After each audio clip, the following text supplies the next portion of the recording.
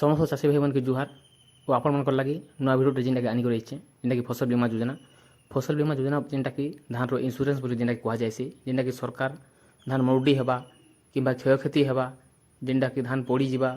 किंबा अनेक प्रकार क्षयक्षति हेबा बोले आपण माने जेनटा कि पाई पारबे और ई भितर आमे जानमा जे किन किन चाष विषय रे जेनटा कि आपण माने क्षयक्षति हेले जेनटा कि आपण माने पाई पारबे और सरकार जेनटा कि आपण माने के पैसा देबे ये जेनटा कि धान रो इंश्योरेंस बोली जेनटा कह जाउछे बा प्रधानमंत्री फसल बीमा योजना या जेनटा कि प्रधानमंत्री फसल बीमा योजना ना जेनटा कि आपण माने जानि पारबे। देखुन पहला जेनटा कि 2025 खरीफ ऋतु पाई प्रधानमंत्री फसल बीमा योजना रे पंजीकरण करंतु। एतद द्वारा राज्यर समस्त कृषक भाई भौणी माननकु सूचित करा जाउछि जे चलित खरीफ फसलर बीमा पंजीकरण यथा शीघ्र कराई नियंतु जेनटा कि आपण माने अति शीघ्र जेनटा कि करनेबे जेनटा कि जुलाई 15 चलीचे और जुलाई 31 तारिख दिन जेनटा कि लास्ट अच्छे ओ आपण ई 15 दिन भितर जेनटा कि आपण माने ऑनलाइन करनेबे जेनटा कि विज्ञापित अंचल रे चाष हेउथिबा 8 गोटी फसलर यथा जेनटा कि आपण माने यदि 8टा चाष करछन 8टा चाष भितरु से भितरु आपण माने जिन चाष रो भी ऑनलाइन करि पारबे जेनटा कि पहला रे जेनटा कि उच्चे धान चाष मका चाष चीना बादाम चाष मांडिया चाष कपा चाष हरड़ चाष अदा चाष ओ हलदी चाष जेनटा कि आपण मात्रे ई आपण माने जदी 8टा चाष भितरे जिनटा कि आपण चाष करछन से भितरे ही आपण माने जेनटा कि इंश्योरेंस करि पारबे ओ आपण माने के सरकार जेनटा कि इंश्योरेंस हिसाब जेनटा कि आपण माने पैसा पाई पारबे। ओ प्राकृतिक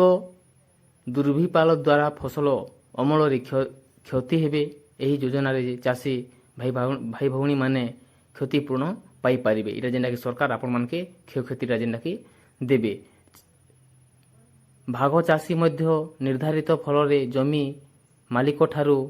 सहमति आनी निज फसलर पंजीकरण करि पारबे जेनटा कि आपण माने जदी भाग चाषी अछन किंबा अन्य लोक जमी जदी चाष करछन बोले भी आपण माने तार सहमति पत्र आनी कुडी आपण माने निजे भी करि पारबे।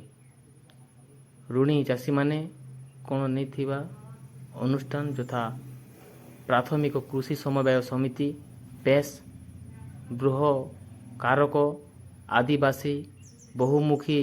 समवाय समिति लैम्प्स और बैंक शाखा एही पंजीकरण करा जाई पारिबे जेनटा कि आपण माने निज सोसाइटी रे निज गोला रे किंबा निजर पेस रे जेनटा कि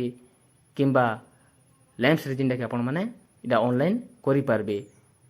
और अणरणी बा चाषी माने जनसेवा केंद्र सीएससी समवाय बैंक शाखा तथा अन्य बैंक शाखा रे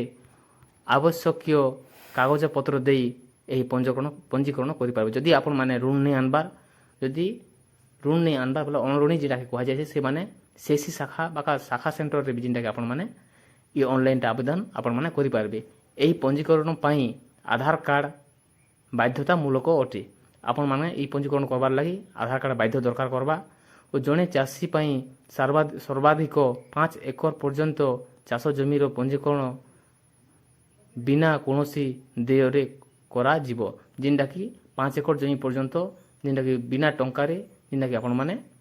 इंश्योरेंस जेनटा कि करि पारबे। बैंक अकाउंट किंबा आवेदन पत्र केवल 1 टंका देबाको पड़िबो जदि आपण माने जदि आवेदन करबे किंबा ऑनलाइन करबे जेनटा कि एकड़ पिछा आपण माने 1 टंका लखा जेनटा कि दिया जिबा ओ अधिक विवरणी पई निकटस्थ कृषि समवाय समिति पेज किंबा लैम्प्स आपण मान निजर सोसाइटी किंबा गोला के आपण मान जई करी सब किछि पछरी करी आपण माने जानि पारबे जेनटा कि 15 दिन आपण मान को लागि जेनटा टाइम दिया हिचे ओ 15 दिन भितर जेनटा कि आपण माने ऑनलाइन करि नेबे। शेष तारीख जेनटा कि आपण मान के 31 जुलाई 2025 जेनटा कि अछि लास्ट ओ 15 दिन भितर आपण माने प्रधानमंत्री फसल बीमा योजना ऑनलाइन करि नेबे। और जो आम वीडियो को आप जब भल लगुचे जरूर कमेंट करेंगे लाइक करेंगे शेयर करेंगे। नमस्कार।